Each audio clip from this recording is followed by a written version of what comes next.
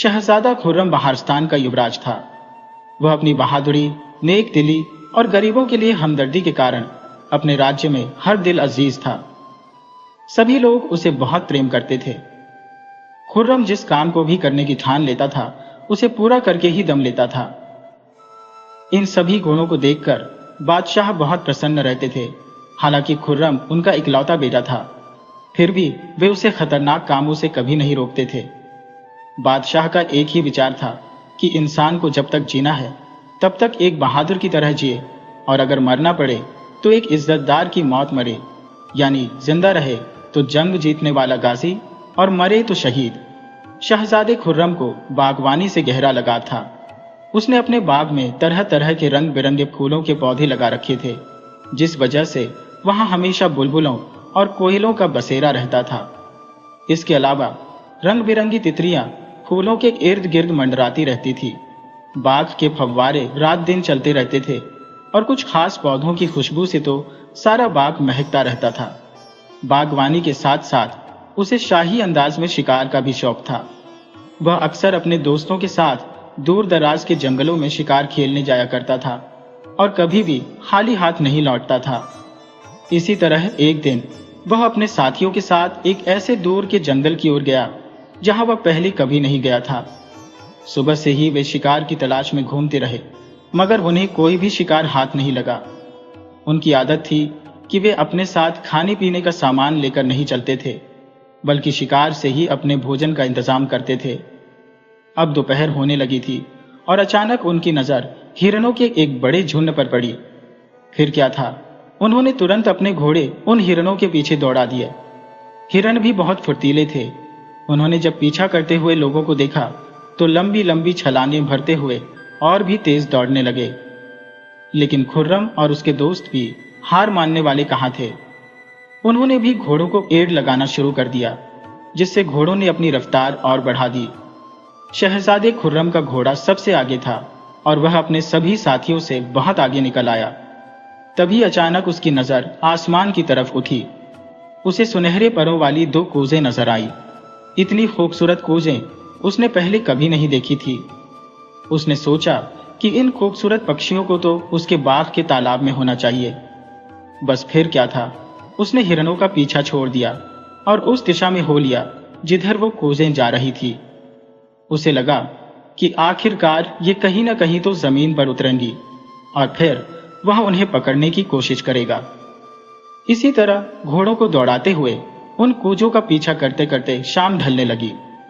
शहजादे को चिंता हुई कि अगर ये कूजें इसी तरह उड़ती रही तो अंधेरा हो जाएगा और फिर उनके लिए इन पक्षियों का पीछा करना नामुमकिन हो जाएगा। तभी अचानक उसने देखा कि दोनों कूजें एक बाग में उतर गईं, जिसकी दीवारें बहुत ऊंची थी। शहजादा अपने घोड़े को उस ऊंची दीवार के साथ साथ दौड़ाने लगा कि कहीं न कहीं तो इस बाग का दरवाजा होगा, मगर उसे कहीं भी कोई दरवाजा नजर नहीं आया। दौड़ते दौड़ते उसका घोड़ा थककर जवाब दे गया और जमीन पर गिरकर लंबी लंबी सांसें लेने लगा। शहजादे को अपने घोड़े पर दया आई और वह उसकी पीठ थपथपाने लगा।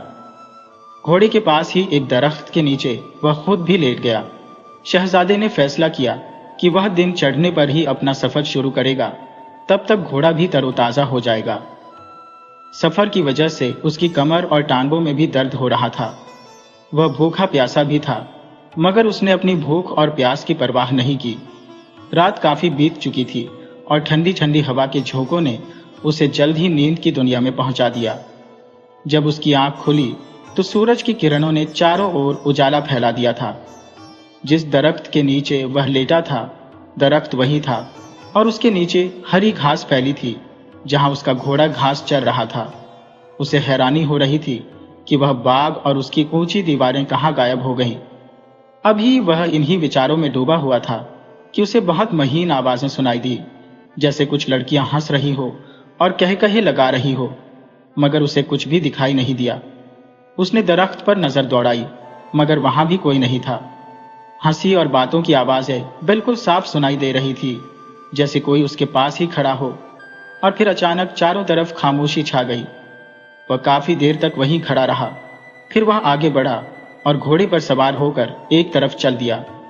उधर शहजादे के दोस्त उसके लिए बहुत परेशान थे कि उनका साथी कहाँ चला गया। उन लोगों ने जिन हिरणों का पीछा किया था उनमें से कई हिरणों का शिकार कर लिया था। अब वे सब मिलकर उसे तलाश कर रहे थे।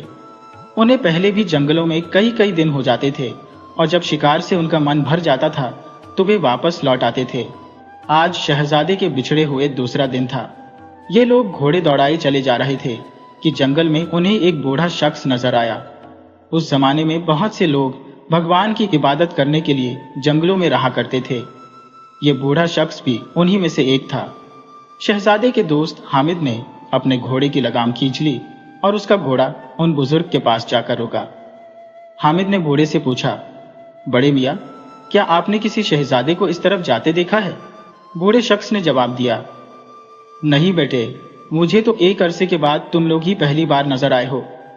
तुम्हारा शहजादा किस तरफ गया था? हामिद ने हाथ के इशारे से एक दिशा की ओर इशारा किया। बूढ़ी ने कहा, बेटे, अगर तुम्हारा शहजादा उस तरफ गया है तो उसका वहां से लौट आना मुश्किल है, क्योंकि उस तरफ परस्तान है।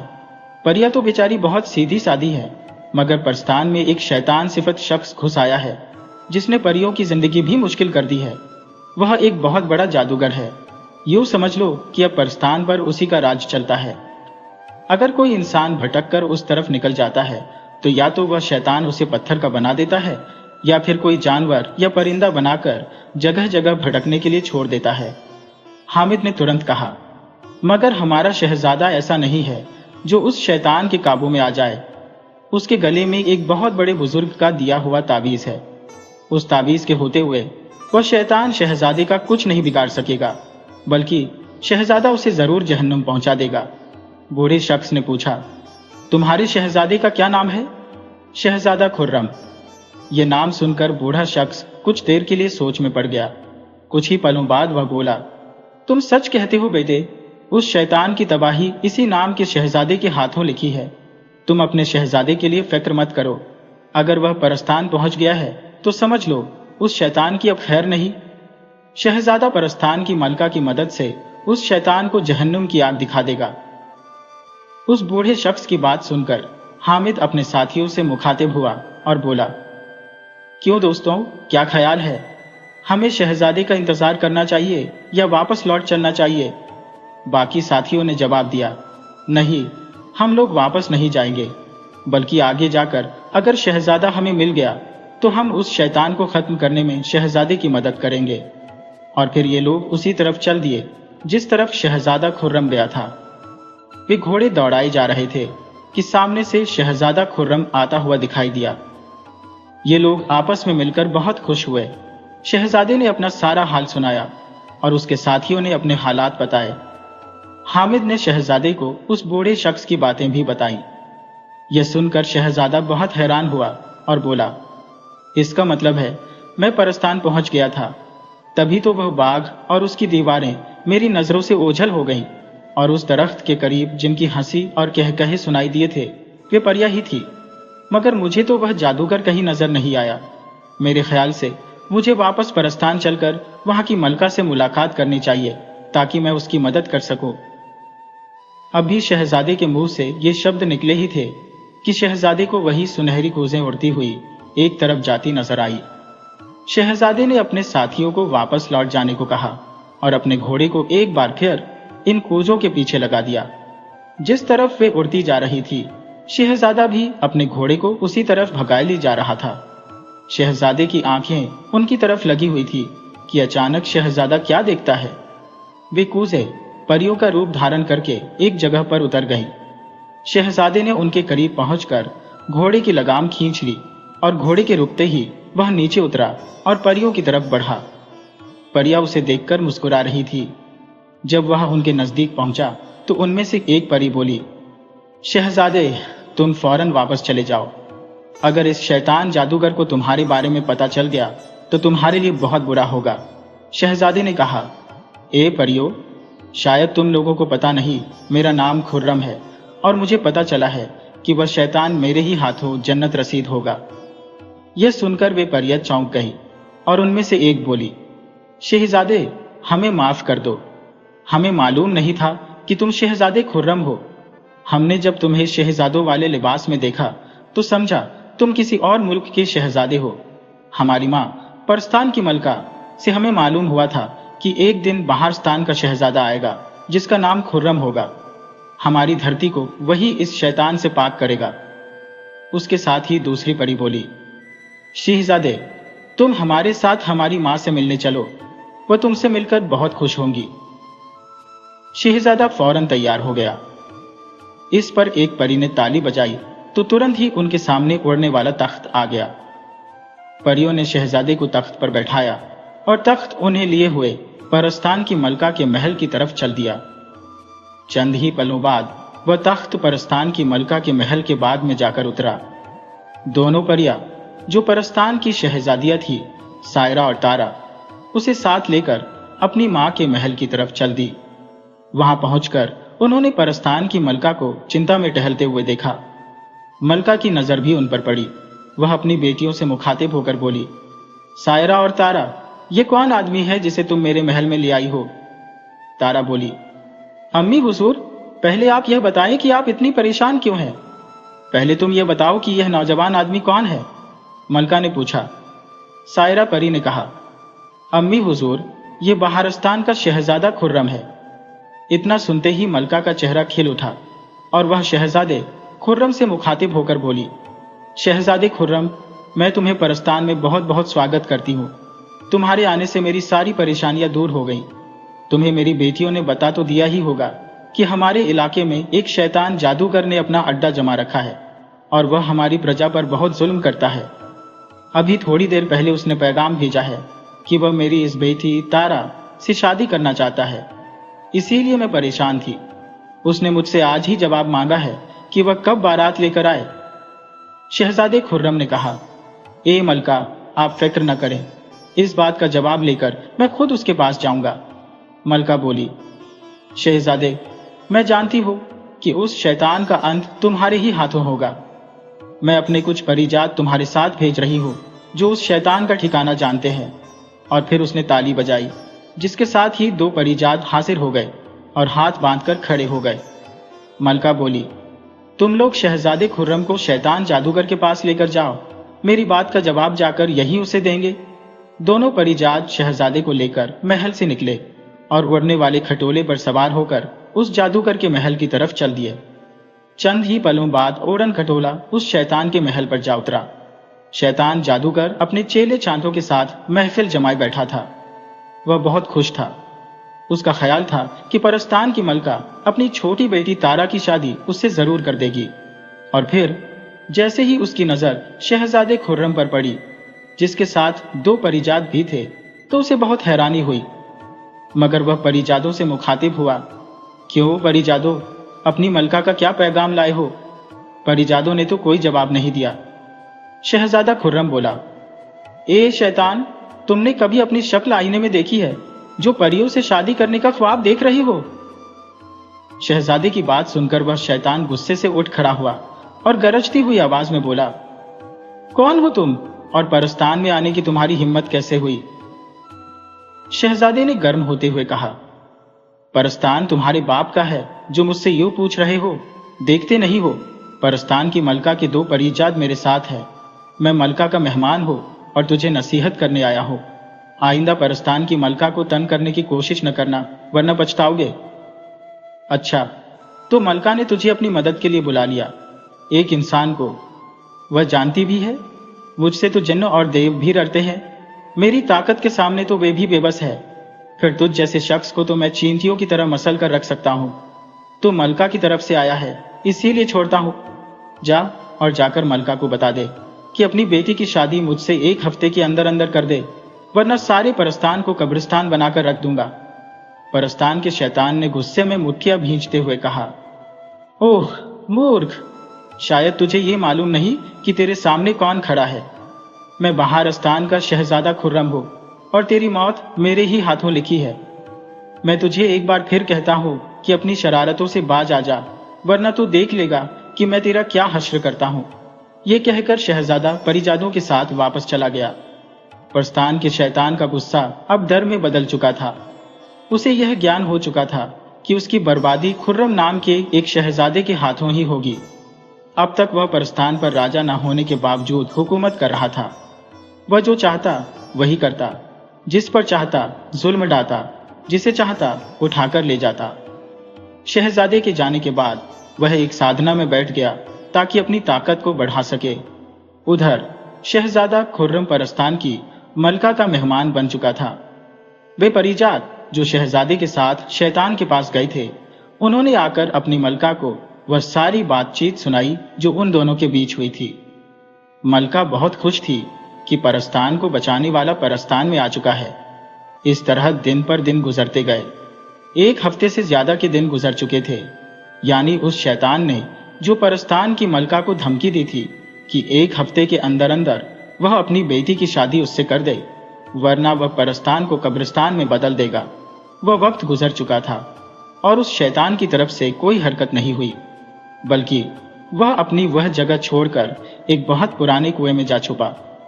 उसने उस कुएं के चारों ओर जादू का एक सुरक्षा घेरा बना दिया ताकि कोई उस कुएं में दाखिल न हो सके। इस बात की जानकारी परस्तान की मलका को भी हो गई और उसने शहजादे खुर्रम को भी यह खबर दी। शहजादा बोला, ए मलका, वह शैतान चाहे जहां भी जाकर छिप जाए, मैं उसे वहीं जाकर जहन्नुम रसीद कर दूंगा। मैं अपनी तरफ से पहल नहीं करूंगा, उसे मौका दूंगा कि वह अपने बचाव के लिए जो भी चाहे कर ले। उसकी बातों से मलका संतुष्ट थी। वह जानती थी कि अब परस्तान का शैतान उसका कुछ नहीं बिगाड़ सकेगा। शहजादा परस्तान की मलका का मेहमान था। उसे परस्तान में हर जगह घूमने फिरने की आजादी थी, यहां तक कि कई परिजात उसकी सेवा में लगे हुए थे। परस्तान आखिर परस्तान था। वहां की हर चीज इंसानों की बस्तियों से अलग और आश्चर्यजनक थी। परस्तान की खास बात यह थी कि वह इंसानों की नजरों से छिपा रहता था। अगर परस्तान का कोई निवासी चाहता तो वह इंसानों को परस्तान दिखा देता। परस्तान का इलाका बहुत ही सुंदर था। जहां भी शहजादा जाता वह बहुत आनंदित महसूस करता। एक दिन शहजादा घूमते फिरते उस कुएं के करीब जा पहुंचा। उसने देखा कि कुएं के चारों ओर आग भड़क रही है। उसे पता चल गया कि वह शैतान इसी कुएं में छिपा बैठा है। उसने सोचा कि वह आगे बढ़कर कुएं में कैसे झांके, क्योंकि आग का काम तो जलाना होता है। अभी वह यह सोच ही रहा था कि उसे एक धीमी सी आवाज सुनाई दी, शहजादे, यह जादू है, नजर का धोखा। तुझ पर किसी जादू का असर नहीं हो सकता। बेधड़क आगे बढ़ो, यह आग तुम्हारा कुछ नहीं बिगाड़ सकेगी। आवाज किसी बुजुर्ग की थी, जिसे सुनकर शहजादा आश्वस्त हो गया और बेधड़क आग में से गुजरकर कुएं की मुंडेर पर जा खड़ा हुआ और नीचे झांकने लगा। कुएं का पानी सूख चुका था और वह शैतान पालथी मारे बैठा आंखें बंद किए कोई मंत्र जाप कर रहा था। शहजादे को शरारत सूझी। उसने एक छोटा सा पत्थर उठाकर शैतान पर फेंका, जिससे शैतान का ध्यान टूट गया और वह उस शक्ति को हासिल न कर सका जिसके लिए उसने साधना शुरू की थी। शैतान ने तुरंत ऊपर देखा और शहजादे को देखते ही घबराकर उठ खड़ा हुआ और धुआं बनकर कुएं से बाहर निकल आया। शहजादे के सामने आते ही वह अपने असली रूप में वापस आ गया और अपने डर पर काबू पाते हुए बोला, शहजादे, तुम क्या चाहते हो? मेरे पीछे हाथ धोकर क्यों पड़े हो? मैं यह चाहता हूं कि तुम परस्तान छोड़कर कहीं और चले जाओ, और अगर मैं ऐसा न करूं तो फिर तुम्हें मुझसे मुकाबला करना होगा। अच्छा शहजादे, अगर तुम यही चाहते हो तो तैयार हो जाओ। मेरा जो कुछ बिगाड़ सकते हो बिगाड़ कर दिखाओ। मैं तुमसे डरने वाला नहीं। यह सुनते ही शहजादे ने अपनी कमर से तलवार निकाली। जादूगर शैतान ने जब यह देखा तो उसने एक मंत्र पढ़ा, जिसके साथ ही एक देव प्रकट हुआ। शैतान ने उसे शहजादे से लड़ने का हुक्म दिया। देव उसका सेवक था। उसने तुरंत हुक्म का पालन किया और शहजादे पर हमला कर दिया। अब शहजादे और उस देव में लड़ाई शुरू हुई। दोनों तरफ से खूब जोर आजमाइश हुई। आखिरकार वह देव शहजादे की एक ही तलवार के वार से मारा गया। ये देखते हुए जादूगर ने फिर एक मंत्र पढ़ा और एक चुड़ैल प्रकट हुई, जिसके 8 हाथ थे और उसके हर हाथ में कोई न कोई हथियार था। जादूगर के कहने पर वह चुड़ैल भी शहजादे पर हमला करने लगी। उसके 8 हाथ तेजी से चल रहे थे और शहजादा अकेले ही एक हाथ से लड़ रहा था, मगर वह बहुत फुर्ती और साहस दिखा रहा था। उसने देखते ही देखते उस चुड़ैल के 3 हाथ काट दिए और फिर एक के बाद एक लगातार हमलों से चुड़ैल के 8 हाथ कट चुके थे। शहजादे के आखिरी वार ने उसकी गर्दन भी उड़ा दी।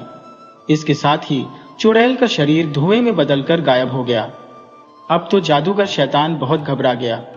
वह समझ गया कि अब शहजादा उसे जिंदा नहीं छोड़ेगा, क्योंकि उसे मालूम था कि उसकी मौत शहजादे खुर्रम के हाथों ही होगी। और फिर उसने कोई मंत्र पढ़ा और बाज का रूप धारण करके आसमान की तरफ उड़ गया। मगर शहजादे ने उसे दूर जाने का मौका न दिया और झट से कमान पर तीर चढ़ाकर बाज पर छोड़ दिया। तीर निशाने पर लगा और वह कलाबाजियां खाता हुआ जमीन पर आ गिरा। जमीन पर गिरते ही वह शैतान इंसानी रूप में आ गया, मगर अब उसका शरीर बेजान पड़ा था। इस तरह परस्तान के शैतान का परस्तान से हमेशा के लिए खात्मा हो गया और वह जहन्नुम रसीद हो गया। इस बात की सूचना परस्तान की मलका को भी हो गई और वह खुद शहजादे के स्वागत के लिए महल के बाहर तक आई। शहजादा कुछ दिन और परस्तान में रहा और फिर मलका से इजाजत लेकर अपने वतन के लिए रवाना हुआ। वह घोड़े पर मंजिलें तय करता हुआ चला जा रहा था। उसे लगा था कि उसके साथी वापस चले गए होंगे, मगर रास्ते में उसे एक पड़ाव नजर आया। वह पहचान गया कि यहाँ उसके साथी ठहरे हुए हैं और फिर वह उनसे जा मिला। और फिर उसने हामिद और दूसरे साथियों को तमाम घटनाएं सुनाई, जिन्हें सुनकर उसके साथी बहुत खुश हुए। और फिर ये लोग वापस चल दिए और जैसे ही शहजादा महल में दाखिल हुआ, उसने देखा कि कई परिजात उससे पहले वहां पहुंच चुके थे। परस्तान की मलका ने शहजादे के पिता से शहजादे का रिश्ता मांगा। शहजादे का पिता अपने बेटे का इंतजार कर रहा था और जब शहजादा अपने बाप से मिला तो उसने सारी घटनाएं अपने बाप को कह सुनाई।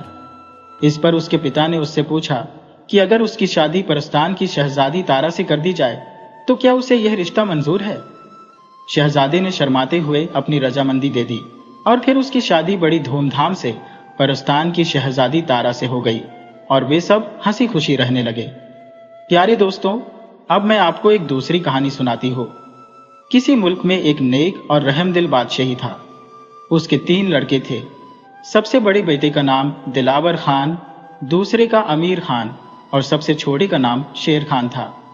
दिलावर खान और अमीर खान दोनों घमंडी और ऐश परस्त थे। उन्हें अपने शहजादे होने पर बहुत ज्यादा गुरूर था, लेकिन शेर खान शेर की तरह बहादुर और नेकदिल था। वह बहुत खूबसूरत और समझदार होने के बावजूद बिल्कुल भी घमंड नहीं करता था। इसी वजह से बादशाह और पूरी प्रजा उसे बहुत चाहती थी। यह देखकर दोनों बड़े भाई उससे ईर्ष्या करने लगे और शेर खान को नीचा दिखाने के लिए योजनाएं सोचने लगे। समय गुजरता रहा। तीनों शहजादे भी बड़े होते गए। बादशाह सलामत ने इनकी पढ़ाई लिखाई का अच्छा इंतजाम किया। हर एक इल्म और फन के लिए बहुत अच्छे और माहिर उस्ताद नियुक्त किए गए। वे तीनों शाही तरीके से शिक्षा हासिल करते रहे। अचानक बादशाह सलामत बीमार पड़ गए। शाही डॉक्टर और वैद्य जी जान से उनके इलाज में लगे रहे, मगर सब बेकार। बादशाह की हालत दिन ब दिन खराब होती गई। दूसरे मुल्कों से भी वैद्य बुलाए गए, मगर उनसे कोई फायदा नहीं हुआ। कुछ दिनों के बाद एक बहुत ही अनुभवी और बुजुर्ग वैद्य शाही दरबार में आए। उन्होंने बादशाह को देखने की अनुमति मांगी और अनुमति मिलने पर बादशाह सलामत की नब्ज देखी। नब्ज देखने के बाद उन्होंने कुछ देर सोचा, फिर बोले कि बादशाह सलामत का इलाज तो किया जा सकता है, मगर इसके लिए जो दवा बन सकती है उसमें आकाश के फूल नाम की जड़ी बूटी का इस्तेमाल जरूरी है। उसके बिना इनकी बीमारी का इलाज मुमकिन नहीं है। शहजादों ने मालूम किया कि आकाश के फूल आखिर मिलेंगे कहां पर। वैद्य साहब ने जवाब दिया कि सुंदरबन में सुनहरे झरने के किनारे पर जो घास है वही आकाश के फूल है। उसकी थोड़ी सी मात्रा भी मिल जाए तो बादशाह सलामत बहुत जल्द ठीक हो सकते हैं। तीनों शहजादों ने एक साथ कहा कि यह घास हम जरूर लेकर आएंगे।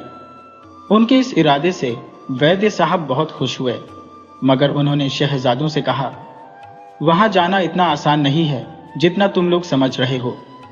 वहां बहुत ज्यादा खतरे हैं। बड़े बड़े खूंखार दरिंदे और खौफनाक जानवरों के साथ ही वहां कुछ ऐसी ताकतें भी हैं जो वहां जाने वालों को जिंदा वापस नहीं आने देती। वैद्य साहब की इस बात पर शहजादों को थोड़ा डर महसूस हुआ, मगर उन्होंने हिम्मत नहीं हारी। शेर खान तो पहले ही तैयार हो गया। उसके दोनों भाई भी, जो हर वक्त उसे नीचा दिखाने की सोचते रहते थे, भला इस वक्त क्यों पीछे रहते। लिहाजा उन्होंने भी वहां जाने की तैयारी शुरू कर दी। उनका मकसद ये था कि वे आकाश के फूल लाकर बादशाह और दरबारियों की नजरों में इज्जत पाए और साथ ही शेर खान को भी नीचा दिखा सके। तीनों शहजादे बादशाह से इजाजत लेकर सफर पर रवाना हो गए। दिलावर खान और अमीर खान दोनों आगे निकल गए और शेर खान उनसे पीछे रह गया। शाम होते होते शेर खान अपने मुल्क की सरहद से बाहर निकल चुका था। वक्त काफी हो चुका था। शहजादे को भूख लगी थी। उसने सोचा कि अंधेरा होने से पहले ही कुछ खाना खा लिया जाए। वह घोड़े से नीचे उतरा। घोड़े को एक पेड़ से बांधकर पहले उसके चारे का इंतजाम किया, फिर इधर उधर पानी तलाश करने लगा। पास ही उसे एक झरना नजर आया। शाम के वक्त साफ पानी बहुत खामोशी के साथ बह रहा था। उसने किनारे पर बैठकर पहले तो मुंह हाथ धोए और फिर वहीं साफ सी जगह पर बैठकर खाना शुरू कर दिया।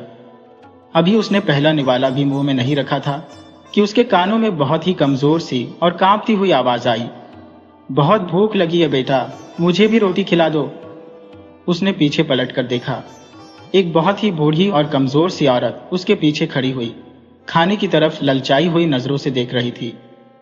पहले तो शहजादा वीरान जंगल में बूढ़ी औरत को देखकर बहुत हैरान हुआ, मगर जल्द ही उसका नेक दिल भर आया और उसने अपना खाना उस औरत की तरफ करते हुए कहा, लीजिए, यह खाना आप खा लीजिए। मुझे लगता है आपको मुझसे ज्यादा भूख लगी है। शहजादे का इतना कहना था कि वह औरत खाने पर टूट पड़ी और जल्द ही पूरा खाना चट कर गई। शहजादे को बहुत आश्चर्य हुआ। उसने सोचा कि जो खाना 3 लोगों के लिए हो सकता था, आखिर किस तरह इस अकेली बूढ़ी औरत ने खा लिया। अभी वह हैरानी में डूबा हुआ था कि अचानक बहुत तेज रोशनी हुई और उसकी आंखें उस रोशनी को सह न सकी और बंद हो गईं। कुछ ही देर बाद जब उसने आंखें खोली तो जो नजारा उसकी आंखों के सामने था, उसे देखकर उसकी हैरानी की कोई सीमा न रही, क्योंकि उसके सामने अब कोई बूढ़ी औरत नहीं बल्कि एक जवान और निहायत हसीन और खूबसूरत लड़की खड़ी थी। बड़ी मुश्किल से शहजादे ने अपने दिल पर काबू पाकर कहा, आप कौन हैं और यहां पर क्यों आई है? उस नौजवान और हसीन लड़की ने मुस्कुराते हुए जवाब दिया, मैं यहां पर आपका इम्तिहान लेने आई हूं। मुझे खुशी है कि आप इस इम्तिहान में कामयाब हो गए। दरअसल जिस बूढ़ी औरत को अभी आपने खाना खिलाया, वह मेरा ही एक रूप था। शहजादा बोला, मैं अभी आपकी बात को पूरी तरह समझ नहीं पाया, मेहरबानी करके विस्तार से बताइए। लड़की बोली, आप तो बहुत ही भोले मालूम होते हैं, जो अभी तक मेरी बात का मतलब न समझ सके। ये कहते हुए उसने अपनी बात कहना शुरू की, मैं परियों की शहजादी तलतनाज हूं। मैंने एक इम्तिहान लेने की खातिर यह सारा नाटक किया था। आपके आने से पहले आपके दोनों भाई इस इम्तिहान में नाकाम हो गए और उन्होंने मुझे बूढ़ी औरत समझकर फटकार दिया और अपने साथ खाना खिलाना तो दूर, मुझसे बात करना भी गवारा न किया। इस तरह वे इम्तिहान में फेल हो गए। ये कहते हुए उसने महसूस किया कि शहजादे को यहाँ पर काफी वक्त हो गया है। उसने खाना भी नहीं खाया है। इसी वजह से उसने शहजादे से कहा, मेरा ख्याल है कि आप मेरे साथ मेरे घर चलें। आप सफर की वजह से थके हुए हैं और आपको शायद भूख भी लगी है। ये बात शहजादी ने कुछ इस तरह से कही कि शहजादे को उसे मान लेना पड़ा और वह उसके साथ चलने के लिए तैयार हो गया। शहजादी ने ताली बजाई। फौरन ही 2 परिजात हाजिर हो गए। उसने शहजादी की तरफ इशारा करते हुए कहा, इनको हमारी सल्तनत में ले चलो। परिजादों ने हुक्म का पालन किया। थोड़ी ही देर में वे परियों के देश कोकाफ पहुंच गए। यहाँ की खूबसूरती और रौनक देखकर शहजादा हैरान रह गया।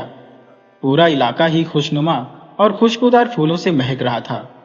मकान भी साफ सुथरे और मजबूत बने हुए थे। हर तरफ अजीबोगरीब और दिल को खुश करने वाला माहौल था। शहजादी उसको अपने महल में ले गई और जो परिजात शहजादे को लेकर आए थे, उनसे शहजादे के आराम का इंतजाम कराया, क्योंकि दिन भर के सफर की वजह से वह काफी थका हुआ था। जल्द ही उसे नींद आ गई। शहजादी को ख्याल आया कि अभी तक शहजादे ने खाना भी नहीं खाया और उसका खाना भी वह खुद ही खा जाने की वजह से शहजादा भूखा ही है।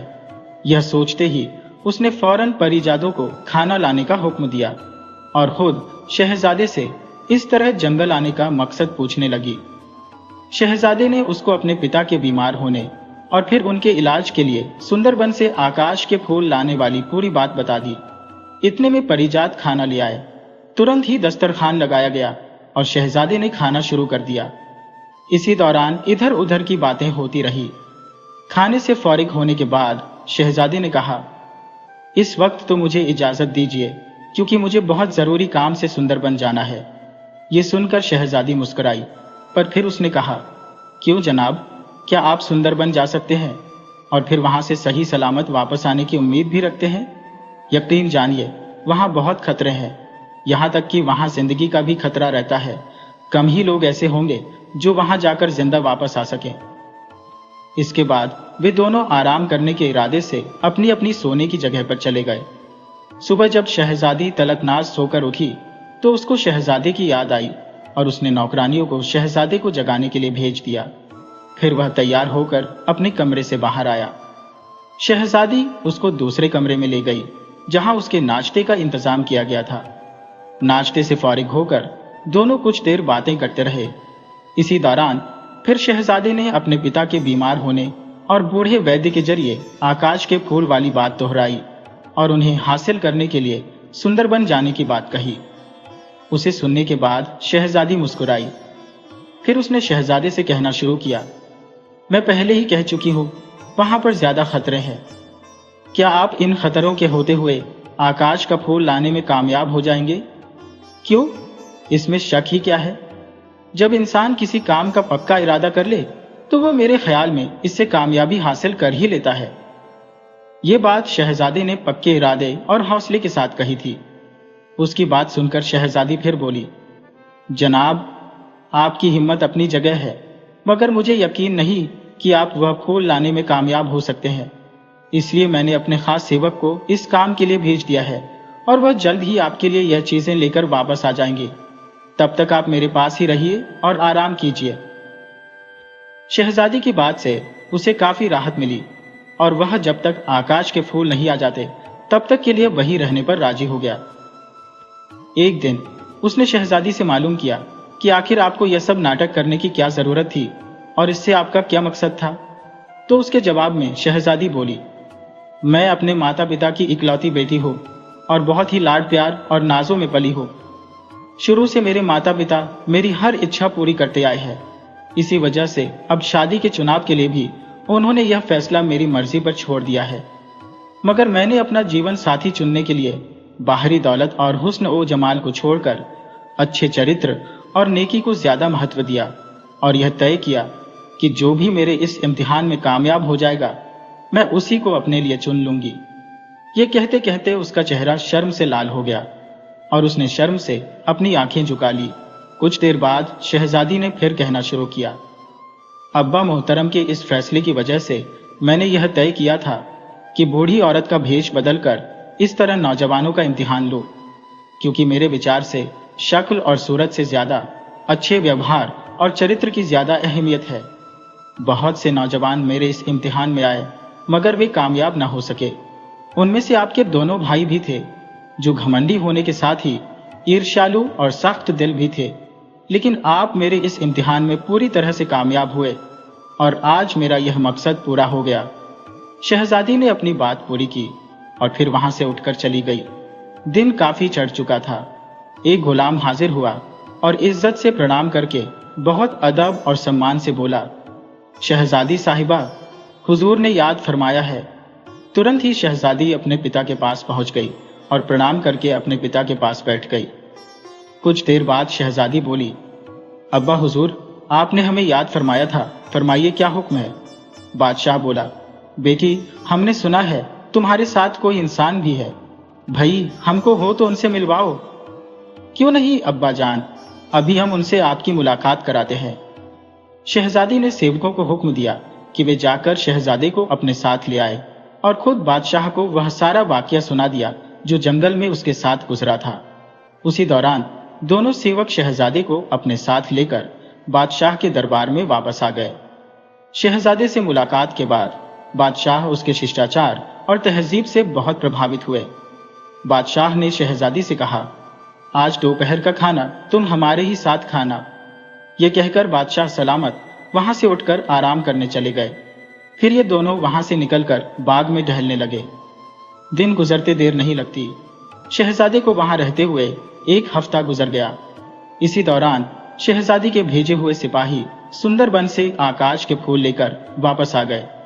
आकाश के फूल आते ही शहजादे से रहा न गया और उसने शहजादी से कहा, शहजादी साहिबा, अब हमको अपने घर जाने की इजाजत दीजिए, क्योंकि घर पर अब्बा हुजूर बीमार है और उनके इलाज के लिए उस घास की बहुत जरूरत है।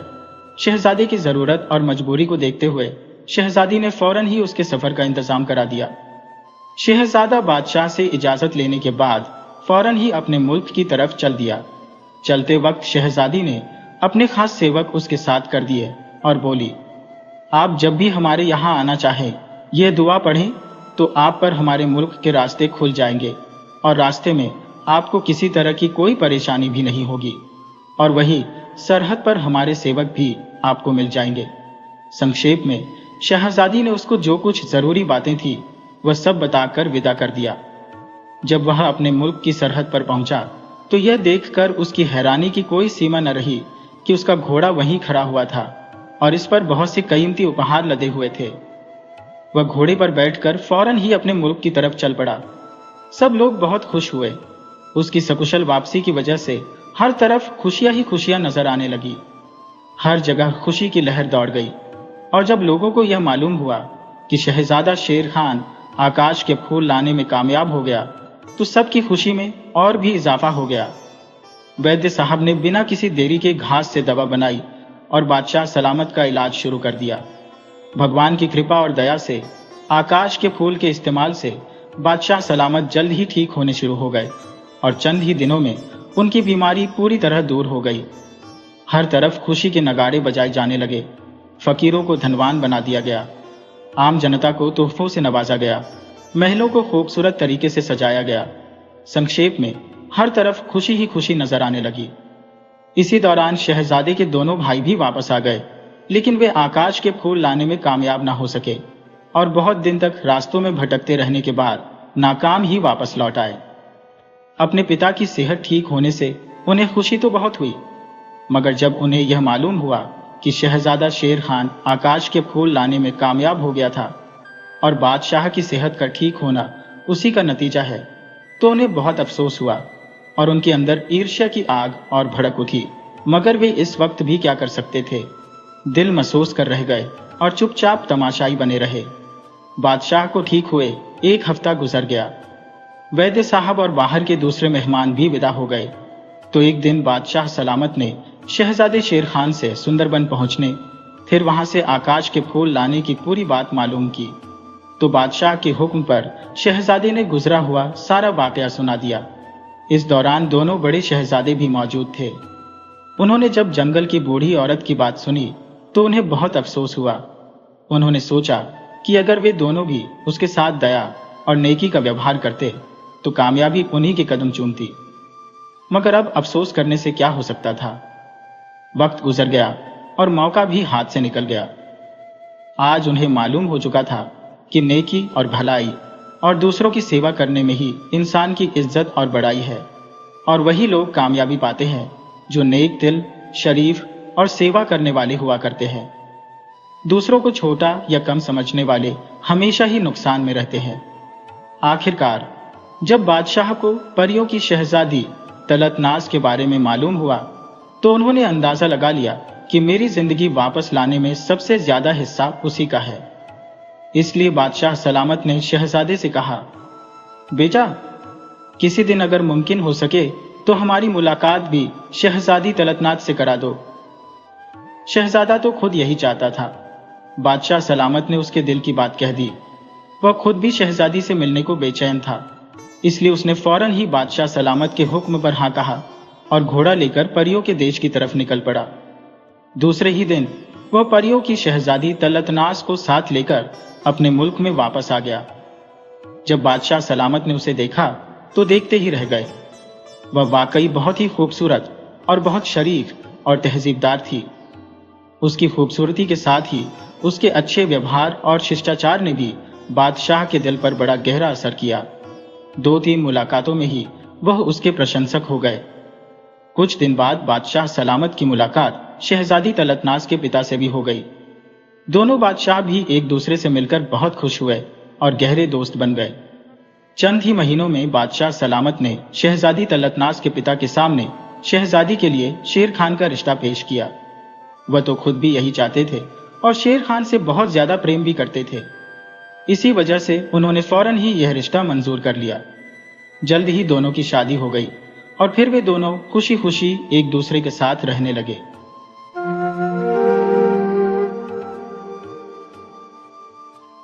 बहुत पुरानी बात है, जब जमाना कुछ और ही था। एक रियासत हुआ करती थी जिस पर सूर्यसेन नाम के राजा राज करते थे। राजा बहुत ही नेक दिल इंसान थे और उनकी बुद्धि का लोहा तो दूर दूर के लोग मानते थे। वह सिर्फ नाम के राजा नहीं थे, बल्कि उनकी न्याय की बातें मीलों तक फैली हुई थी। उनका राजपाट बहुत बड़ा था और प्रजा उन्हें सिर आंखों पर बिठाती थी। पर क्या हुआ कि एक दिन राजा के साथ एक ऐसी घटना घट गई जिसने उनके अंदर नफरत का ऐसा बीज बो दिया कि वह जब भी किसी लड़की से शादी करते तो अगले ही दिन उसे फांसी पर लटका देते थे। राजा की इस भयानक आदत से उनके प्रधानमंत्री, महामंत्री और यहां तक कि सारी प्रजा भी बहुत परेशान हो चुकी थी। एक रोज की बात है, इस जुल्म से दुखी होकर नगर के लोग, जिनके कलेजे अपनी बेटियों के लिए रो रहे थे, सीधे महामंत्री जी के घर जा पहुंचे। उन लोगों ने रोते हुए कहा, महामंत्री जी, हमें इंसाफ चाहिए। हमारी बेटी का आखिर कसूर क्या है? राजा हमारी बच्चियों को इतनी बेदर्दी से क्यों मरवा देते हैं? महामंत्री जी भी उनकी बात सुनकर बहुत दुखी हुए। उनका दिल भी टूट गया था। पर वह बेचारे करते भी क्या? वह तो हर रोज राजा को समझाने की कोशिश करते थे, पर राजा साहेब उनकी बात को कान धर कर सुनते तब ना। प्रजा के लोगों ने हाथ जोड़कर कहा, महामंत्री जी, आप किसी भी तरह राजा को समझाइए और हमारी बेटियों की जिंदगी बचाइए।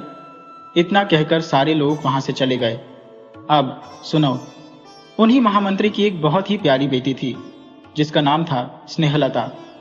वह भी अपने पिता के पास खड़ी थी और उसने सारा माजरा सुन लिया था। स्नेहलता, जैसा कि नाम था, थी भी बेहद खूबसूरत, बहुत अक्लमंद और हर काम में होशियार। वह अपने पिता से हिम्मत जुटाकर कहने लगी, पिताजी, मैं राजा सूर्यसेन से शादी करना चाहती हूँ। ये सुनकर महामंत्री जी के होश उड़ गए। उन्होंने कांपते हुए आवाज में पूछा, बेटी, तुम्हें पता है कि वह राजा कैसा जालिम है? वह तुम्हें अगले दिन फांसी पर लटकवा देगा, फिर भी तुम उनसे ब्याह करना चाहती हो?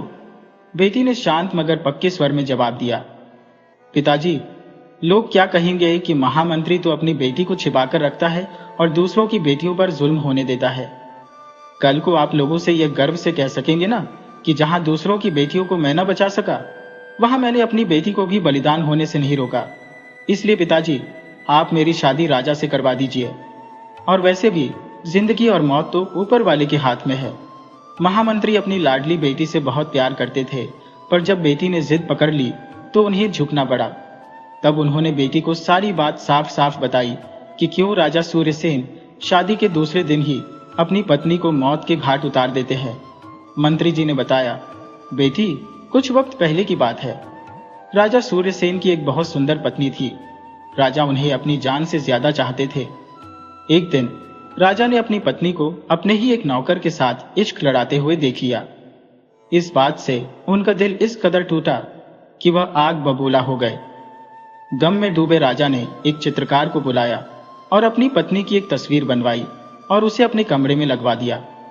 यह इसीलिए ताकि उन्हें अपनी पत्नी की बेवफाई हमेशा याद रहे और उन्हें यह भी हमेशा याद रहे कि औरतें कितनी बेवफा होती है। उसके बाद राजा ने अपनी उस बेवफा पत्नी को मरवा दिया। इस घटना के बाद राजा के दिल में औरतों के लिए इतनी नफरत भर गई कि उन्हें दुनिया की सभी औरतें एक जैसी ही लगने लगी। इसीलिए राजा जिस भी लड़की से शादी करते हैं, दूसरे ही दिन उसे मरवा देते हैं ताकि वह उनके साथ बेवफाई न कर सके।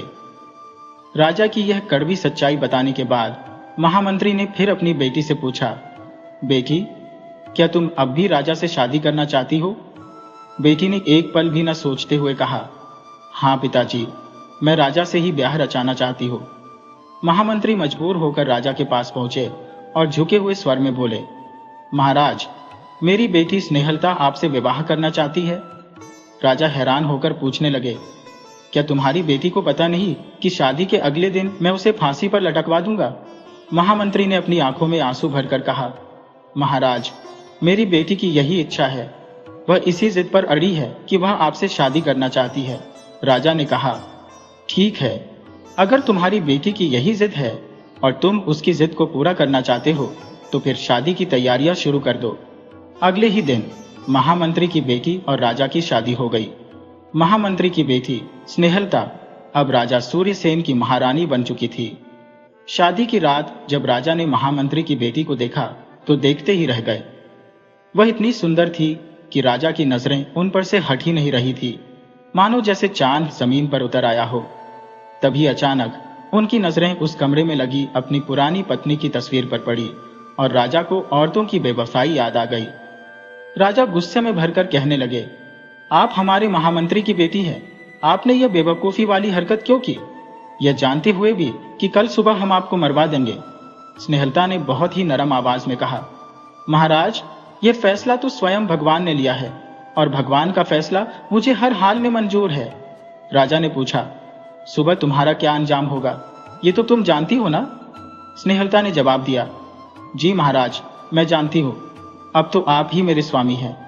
अगर सुबह मेरी मृत्यु हो भी जाएगी, लेकिन उससे पहले आज की खूबसूरत रात है। महाराज, खुशी को लंबाई से नहीं नापा जाता, बल्कि उसकी गहराई देखी जाती है। राजा ने कहा, तुम्हारी इन दिल फरेब बातों का मुझ पर कोई असर नहीं होगा। तो स्नेहलता ने विनम्र स्वर में कहा, स्वामी, आज की रात के लिए मैं आपकी पत्नी हूं और इस रात पर मेरा पूरा हक है और सुबह पर आपका हक है। आप इतना गुस्सा क्यों करते हैं? एक रात के लिए तो ठंडे हो जाए। यह सुनकर राजा सूर्यसेन का गुस्सा थोड़ा शांत हुआ। स्नेहलता बोली, स्वामी, मैं आपका दिल बहलाने के लिए आपको क्या सुनाऊं? कोई किस्सा सुनाओ, कोई कविता सुनाओ या कोई कथा सुनाओ। राजा बोले, तुम मेरी एक रात की पत्नी हो और इस रात पर तुम्हारा पूरा हक है। चलो, तुम मुझे एक किस्सा ही सुना दो। उसके बाद स्नेहलता ने बहुत प्यार से राजा को शरबत पेश किया और फिर उसने किस्सा सुनाना शुरू कर दिया। वह बोली, महाराज, एक व्यापारी था। उसकी एक पत्नी, एक जवान बेटी और 3 छोटे बेटे थे। वह व्यापार करता था और अपनी बेटी की शादी भी करनी थी। एक बार उसे व्यापार के लिए एक लंबे सफर पर जाना था। सफर पर जाने से पहले वह अपने पूरे परिवार से मिला। उसकी बेटी ने उसे खजूर दिए और कहा, बाबा, सफर लंबा है, अगर आपको भूख लगे तो इन्हें रास्ते में खा लेना। व्यापारी ने उन खजूरों को अपनी थैली में रखा और अपने सफर के लिए निकल पड़ा। चलते चलते जब वह थक गया तो रास्ते में उसे एक तालाब नजर आया। तालाब काफी नीचे था और वह ऊंचाई के रास्ते से गुजर रहा था। वहां से सफर तय करते करते वह नीचे तालाब तक आ गया। यह सोचकर वहां पर बैठ गया कि खजूर खा लूंगा और पानी भी पी लूंगा। व्यापारी वहां पर बैठकर खजूरें खाने लगा और खजूरों की गुठलियों को वह तालाब के पानी में फेंक रहा था कि तभी तालाब के अंदर से एक बहुत बड़ा जिन निकल कर आया। उस जिन के हाथ में एक बहुत बड़ी तलवार थी। व्यापारी ने जब उस जिन को देखा तो परेशान हो गया। वह डर के मारे कांपने लगा। वह जिन गरजते हुए कहने लगा, मैं तुम्हें अभी मार डालूंगा, मरने के लिए तैयार हो जाओ। व्यापारी, जो कि डर के मारे कांप रहा था, वह बोला, ए जिन, मेरा कसूर क्या है? मैंने क्या किया है जो तुम मुझे मारना चाहते हो? जिन बोला, तुमने खजूर खाकर गुठली तालाब में फेंकी, जो कि मेरे छोटे से मासूम बच्चे के गले में जाकर फंस गई और वह मर गया। व्यापारी बोला, लेकिन मुझे तो आपका बेटा नजर ही नहीं आया। जिन ने गुस्से में आकर कहा, हम जिन मनुष्यों को नजर नहीं आते। व्यापारी बेचारा रोता कांपता हुआ कहने लगा, इसमें मेरा क्या कसूर है अगर जिन मनुष्यों को नजर नहीं आते? जिन बोला, तुम्हें सावधानी से खजूरें खानी चाहिए थी, अब तुम जान बचाने के बहाने न ढूंढो। व्यापारी ने कहा, अगर यह मेरी गलती है तो मुझसे नादानी में हुई है। जिन बोला, नादानी में हो या जानते हुए, गलती तो गलती होती है। अब मैं तुमसे अपने बेटे की मौत का बदला लूंगा, तुम मरने के लिए तैयार हो जाओ। ये सुनकर बेचारा व्यापारी डरते डरते कहने लगा, जिन भाई, अगर मुझे मारने से तुम्हारा बदला पूरा हो जाएगा तो ठीक है, तुम मुझे मार सकते हो, लेकिन मेरी तुमसे एक विनती है कि मुझे कुछ समय दे दो ताकि मैं उन लोगों का कर्जा लौटा सकूं जिनसे मैंने कर्ज लिया था। वह देखो, उन लोगों का सामान और अमानत है जो मैंने लोगों तक नहीं पहुंचाया, और मेरी एक जवान बेटी है जिसकी मुझे शादी करनी है। मेरी तुमसे यह प्रार्थना है कि तुम मुझे कर्ज चुकाने दो और मेरी बेटी की शादी करने दो, फिर तुम खुशी से मेरी जान ले सकते हो। स्नेहलता यह किस्सा सुना ही रही थी कि तभी सुबह होने लगी। स्नेहलता चुप हो गई। राजा ने पूछा, तुमने किस्सा सुनाना बंद क्यों कर दिया? मुझे यह बताओ कि जिन ने व्यापारी को मार दिया या नहीं? तो स्नेहलता कहती है, रात खत्म तो बात खत्म। अब सुबह हो चुकी है महाराज, और मेरे मरने का समय हो चुका है। राजा बोला, लेकिन मुझे इतना तो बताओ कि जिन ने उस व्यापारी को मारा या छोड़ दिया? स्नेहलता कहने लगी, महाराज, कहानी बहुत ही लंबी है। इसको सुनाने के लिए समय की आवश्यकता होगी, परंतु अब तो समय खत्म हो चुका है। तो राजा बोला, समय को मैं रोक लूंगा। स्नेहलता बोली, महाराज, क्या समय को कोई रोक सका है? राजा ने जवाब दिया, हम तुम्हें एक रात की जिंदगी और देते हैं। अब तुम मुझे वह किस्सा सुनाओ। स्नेहलता बोली, महाराज, किस्से तो रातों को सुनाए जाते हैं, और अब तो सुबह हो चुकी है। आपको अपने राजपाट के काम भी करने होंगे। राजा बोला, ठीक है, मैं तुम्हें एक दिन और एक रात की जिंदगी और देता हूं। इसके बाद स्नेहलता स्नान करने के लिए गई। उसने पूजा पाठ किया। राजा यह सब कुछ देख रहा था और मन ही मन सोच रहा था, इतनी लड़कियां मेरे पास आईं, सबके चेहरे डरे हुए थे, लेकिन इसके चेहरे पर डर क्यों नहीं है? ये घबरा क्यों नहीं रही? मुझे किस्सा तो ऐसे सुना रही है जैसे ये जीवन भर मेरे साथ रहेगी। खैर, इसका किस्सा मुझे बहुत ही दिलचस्प लग रहा है। राजा स्नेहलता को देखता रहा और उसके बारे में सोचता रहा कि तभी अचानक राजा की नजरें उसकी पुरानी पत्नी की तस्वीर पर पड़ी। तस्वीर देखते ही राजा फिर से गुस्से में आ गया और कमरे से बाहर चला गया। दिन भर में उसने अपने सारे काम निपटाए। उधर स्नेहलता भगवान से प्रार्थना कर रही थी कि हे प्रभु, हे मेरे परमेश्वर, मेरे पति को सद्बुद्धि दो, उन्हें सही रास्ता दिखाओ ताकि वे धर्म और सत्य के मार्ग पर चल सके। जब शाम हुई तो राजा अपने कमरे में आया। स्नेहलता ने उनके हाथ धुलवाए, उन्हें खाना पेश किया। राजा ने कहा, ये तुम नौकरों वाले काम क्यों कर रही हो? स्नेहलता बोली, नहीं स्वामी, ये तो एक पत्नी का फर्ज है कि वह अपने पति का ख्याल रखे। राजा ने कहा कि तुम मेरी एक रात की पत्नी हो, उसके बाद तो ये काम नौकरों को ही करने हैं। स्नेहलता बोली, स्वामी, मुझे इस रात में आप अपनी सेवा का मौका दें ताकि मैं मरते समय अपने दिल पर बोझ लेकर न मरूं कि मैंने अपने पति की सेवा नहीं की। ये सुनकर राजा के दिल को बहुत ही सुकून मिला, लेकिन फिर उसे अपनी पत्नी की बेवफाई याद आ गई और फिर से राजा सूर्यसेन गुस्से में आ गया। वह कहने लगा, तुम फालतू की बातें मत करो, बस मुझे वह किस्सा सुनाओ।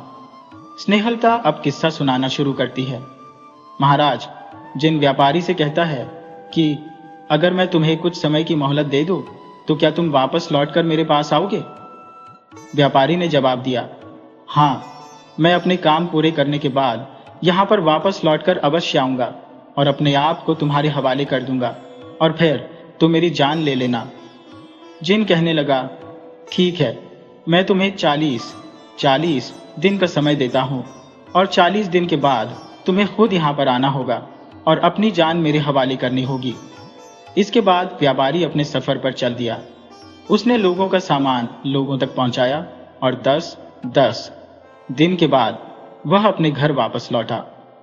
व्यापारी के बच्चे अपने पिता को 10 दिन के बाद घर पर आता हुआ देखकर बहुत ही खुश हुए। उसकी पत्नी के चेहरे पर रौनक आ गई।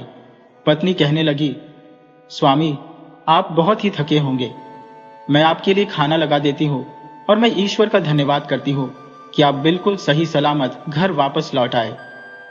यह सुनकर व्यापारी दिल ही दिल में रो रहा था कि अब तो मैं हमेशा के लिए जाने वाला हूँ, तो मेरी पत्नी और मेरे बच्चों का क्या होगा?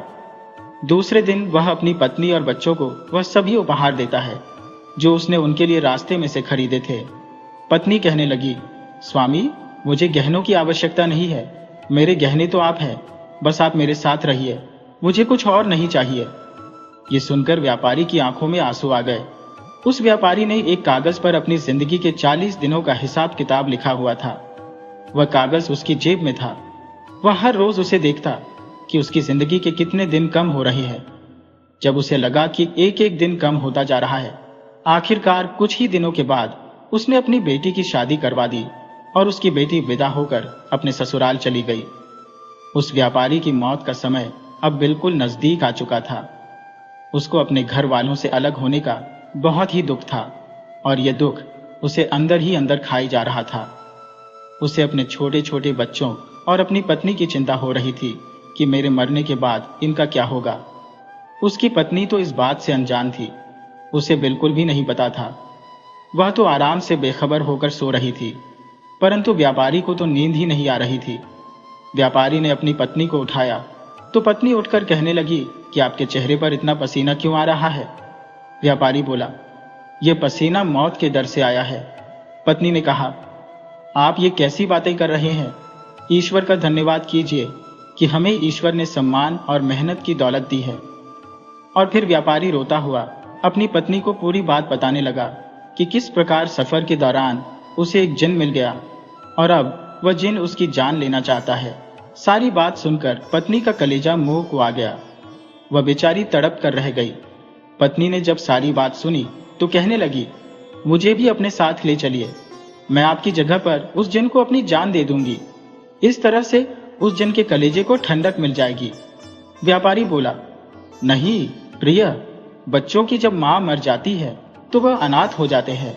मेरे जाने के बाद तुम हमारे बच्चों का ख्याल रखना।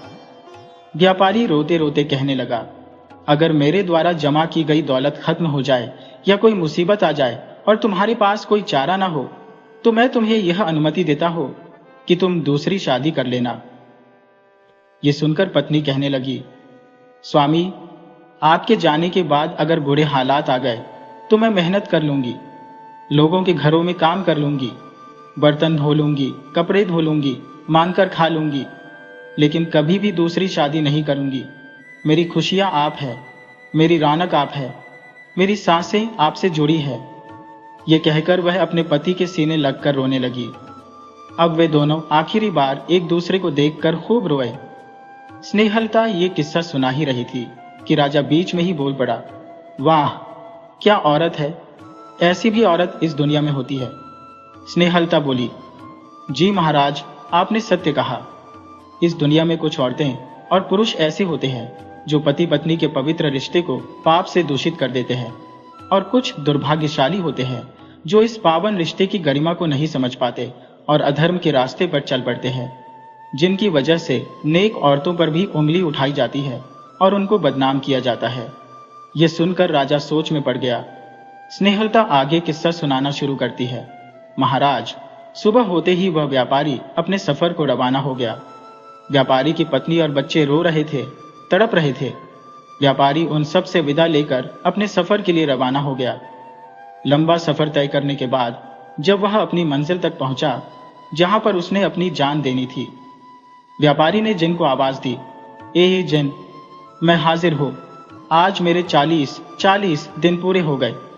आओ मेरी जान ले लो और अपना बदला पूरा कर लो।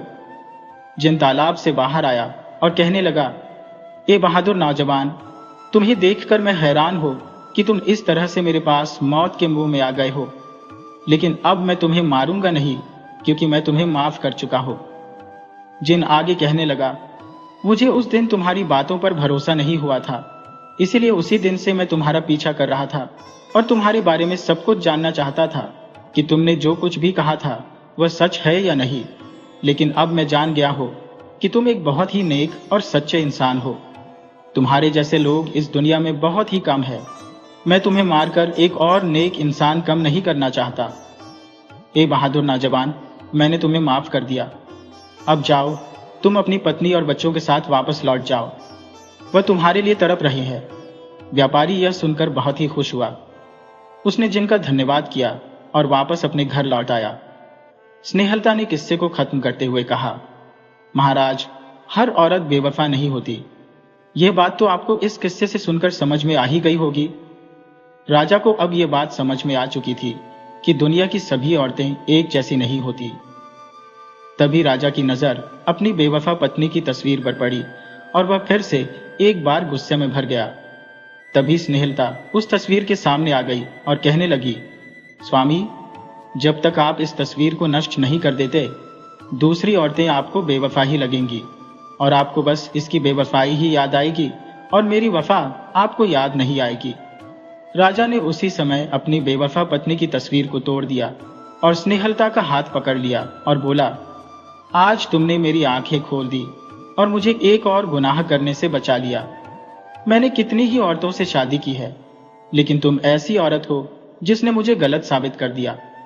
स्नेहलता ने कहा, महाराज, अगर आप मुझे मारना चाहते हैं तो मार सकते हैं, लेकिन मेरी एक शर्त है कि आप मुझे सिपाहियों के हाथों न मरवाए, क्योंकि यह मुझे पसंद नहीं कि मुझे कोई सिपाही हाथ लगाए। अगर मैं मरूंगी तो आपके हाथों से ही मरूंगी, ताकि मेरी आत्मा को शांति मिले। राजा बोला, नहीं रानी, मैं तुम्हें कुछ नहीं करूंगा और अपनी सांसों के बराबर समझूंगा। अब से तुम मेरी जिंदगी में रहोगी, और हाँ, एक वादा मुझसे करो कि तुम मुझे रोज ऐसे ही किस्से सुनाया करोगी। स्नेहलता मुस्कुराते हुए कहने लगी, जी हुजूर, मैं आपको ऐसे ही किस्से रोज सुनाया करूंगी।